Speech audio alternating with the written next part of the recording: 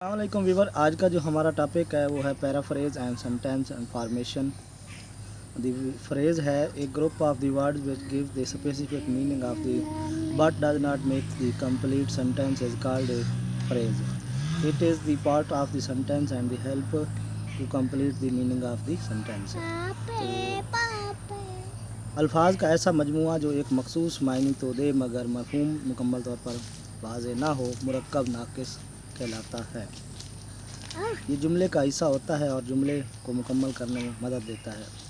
तो पहला है जैसे कि अंडर द टेबल यानी कि मेज़ के नीचे, फ्राम हैंड टू माउथ हाथ से मुंह तक, the boy with the bat बल्ले के साथ लड़का, इन द एयर हवा में, ए स्ट्रिंग ऑफ बीड्स मोतियों की लड़ी, और क्रॉस द रिवर दरिया के पार।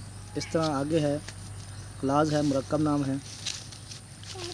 It is unit of the grammatical organization. It is below the sentence the rank. It is defined as the group of the words containing a subject and the predicate and the forming parts of the compound and complex sentence। ये नहवी तरकीब की एक इकाई है। ये मर्तबे में जुमले से कम होता है। उसकी तारीफ यूँ है, लफ्ज़ों का ऐसा मजमूआ जिसमें एक मसनद और मसनद आलिया होते हैं और ये किसी मुरक्कब या पेचीदा जुमले का हिस्सा होता है। मुरक्कब नाम कहलाता है। जैसे कंपाउंड सेंटेंस है, God helps those who help themselves. तो जो आगे है दूसरा, इसका जो क्लाज है वो है हु हेल्प देमसेल्फ है। आगे कंपाउंड सेंटेंस है, जैसे she says that she is nurse. तो द क्लाज कौन सा है, वो है शी इज़ ए नर्स। इसी तरह he says that he will learn the poem. तो इसका जो क्लाज है वो है he will learn the poem. आगे इस तरह he said the he was ill. तो ही वाज इल जो है वो क्लाज है। आगे सेंटेंस जो है, जुमला जो है वो देखते हैं। A meaning group of the arrange word is called a sentence.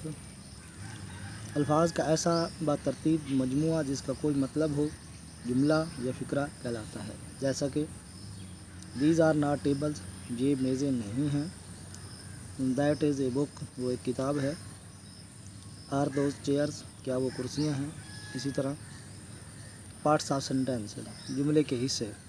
Every sentence contain two parts, number 1 subject, number 2 predicate. आगे चलते हैं। हर जुमले के 2 हिस्से होते हैं, जिसमें फ़ाइल या मसनद आलिया और मसनद या ख़बर।